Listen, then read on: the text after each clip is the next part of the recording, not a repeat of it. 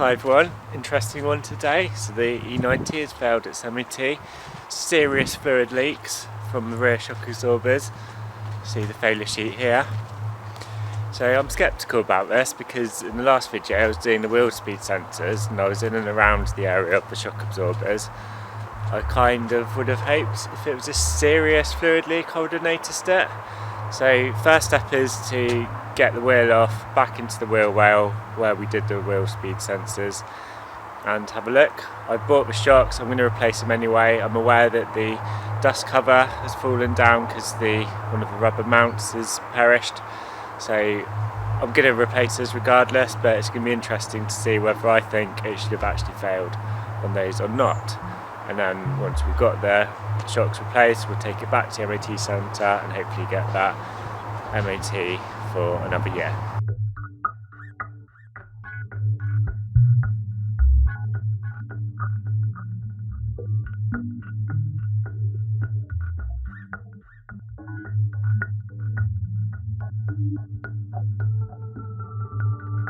Right, so here we are on the driver's side rear shock. I mean, it's not dripping by any stretch, but there is some wetness there, and to be fair, I guess that's why they failed it. Whether that classes a serious leak, I'm not convinced, but fair enough, let's get it replaced.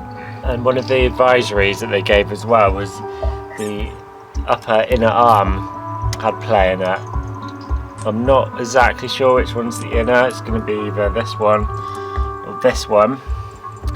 My guess is this one. This feels more inner than that one.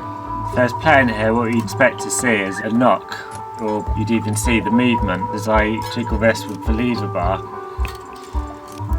There's nothing on this one. This one's a bit harder to get a bar into, but again, I can't feel anything there. And if it was this one that had movement in, what would happen is the wheel would change direction one way or the other and you'd get uneven wear on the tyre. This is the tyre and that's pretty even to me, so I'm not sure what they're on about. I've got the wheel back on to see if there's any play in those arms.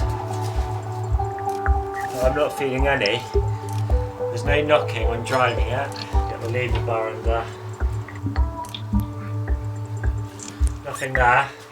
I've got the suspension under load, there's an axle stand under the lower arm. There's nothing, so I think I'm going to leave those. So onto the strap. Let's take this out. You need a 15mm spanner and a 17mm socket.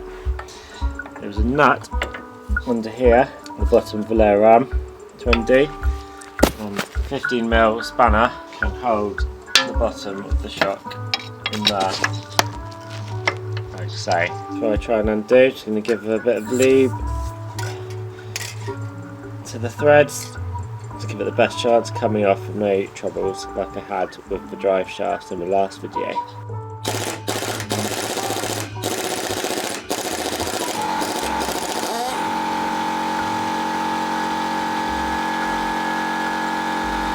The next step of the job is one that applies only if you've got a particular type of variant with your E90 320i. That variant is if it comes with a family. Then you have to unload all of this.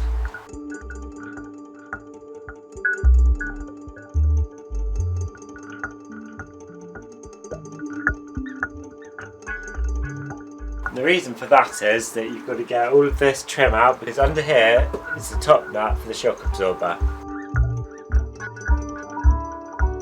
The tool tray's easy, just turn this, pull it out and out that pops. The rest of the interior trim, you've got these clips here dotted around, one there, and over there. Some on the plastic trim here as well, so you just need a tool to get under the top. You can hoik it out like that, not the best way to do it because I now don't know where it's gone. Garage cat returns. Try again with this one, a bit more gently this time, just pop that out of there pull the clip out. We've also got a couple of caps on here to reveal a Phillips head screw. So I've undone the plastic push rivets, so 4 black ones, 4 grey ones, 2 Phillips screws that went there and there for this. And now I'm pulling out the trim, as you can see there, and I can't get it out because we've got this and a Torx 40 bolt there. So hopefully I'll take that out and I can get the trim out of the boot. And this reveals the black hole. And there is the top of the shock absorber. So I believe we've got a 16mm nut on there and a 6mm thread on the top of the shock absorber to stop it spinning.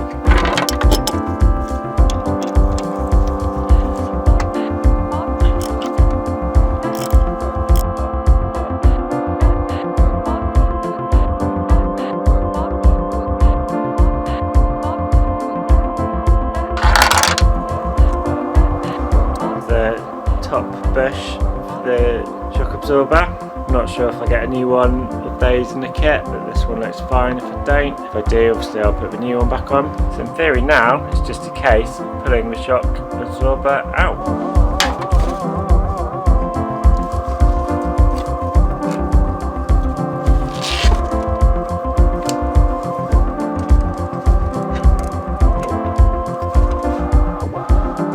Out with the old. So what we got here? We got the shock, we got this plastic dust cover and this mount which fell off as I took it out, so I'm not 100% sure what way it goes on, but it's got to be that way. So come off. So that bit comes off, and then it's a bit minging.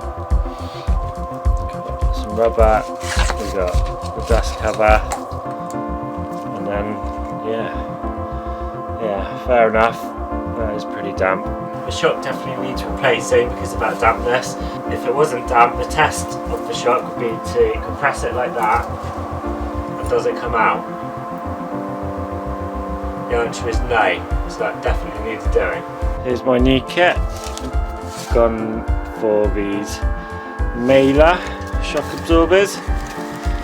£145 for the kit. I could have gone cheaper, but I'm trying not to skimp on the cost of parts these days after previous experiences. So I've got the shocks, I've got dust covers, I've got these mounts, and I've got something in here. So those top mounts, so we'll be replacing those. And then there's another box, so those must have something different in it.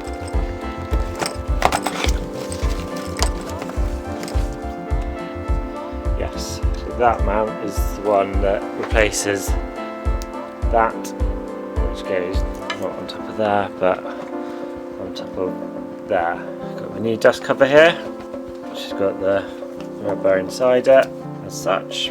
Now with the shocks lined side by side, they look the same, which is always a good start. Right, cut this band.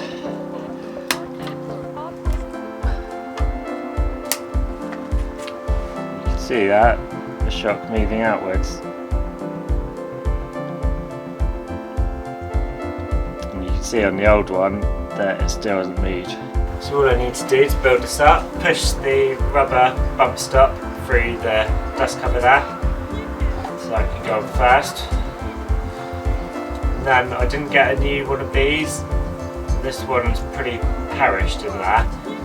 But what this does is slide into the top there and won't go any further than that.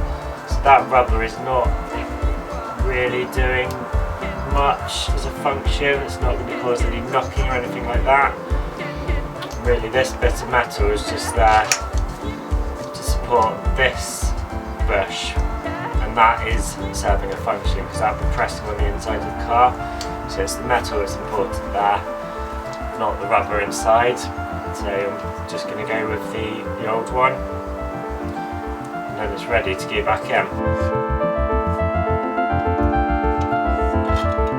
just noticed that the other parts that came with the kit to replace this, which is where the bottom of the shock sits into the lower arm. So as I've got those new parts, it'd be silly not to replace them. And that should be pretty straightforward. Just a couple of E12 bolts at the bottom of the arm.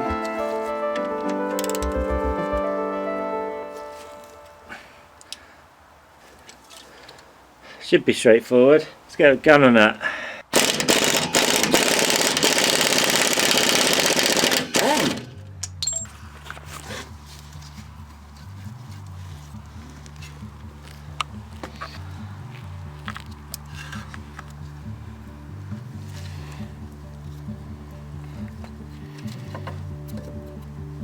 Bit of grease. Keep back on.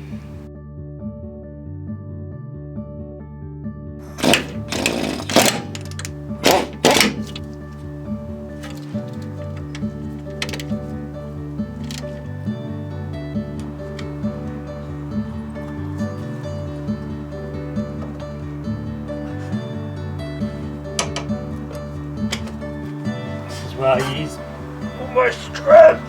So what's going on? Where are we going? There we go. There we go. Ah, bad boy. Back inside the car. On with the new top bush.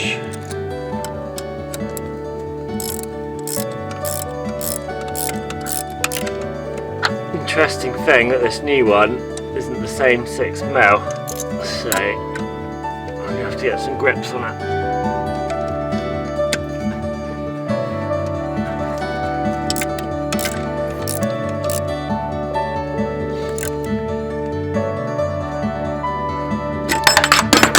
Just to avoid any issues in tightening up, I'm just going to use this stand here. I'm going to lower the car on the jack, so the stand takes some load on the lower arm. I should just push the thread at the bottom of the shock absorber through a little bit more, because at the moment I can't see too much of that thread. You can see a bit. I could probably get the nut started, but if I lower the car on the jack, so the axle stand pushes up the lower arm, that thread should be a bit more visible.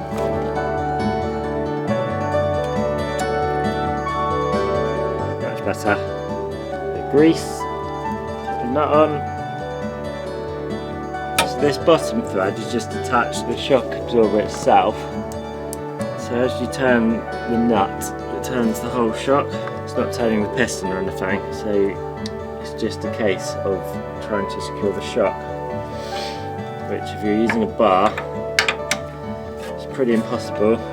It doesn't have the 15mm spanner slot like the old shock did. So I'm just going to gun it and hold on to the shock. Torqued to perfection, probably. I've just come back in the inside of the car just to check this one is as tight as I can get it, and that seems to be okay. So it's in a case of put the rubber hat back on, get all the trims back on, do the other side, job's good in. You don't want to see me do the other side, so let's skip to the end bit now. Here we are in the future with the job done. All that's left to do now is take it back to the MOT centre. Let's skip to the result. Drum roll, Santa! It passed! Hooray! Santa and the elves have brought us this lovely Christmas present. Thank you, Santa. Wish you a Merry Christmas. We wish you a Merry Christmas. We wish you a Merry Christmas and a Happy New Year. Bye. Bye.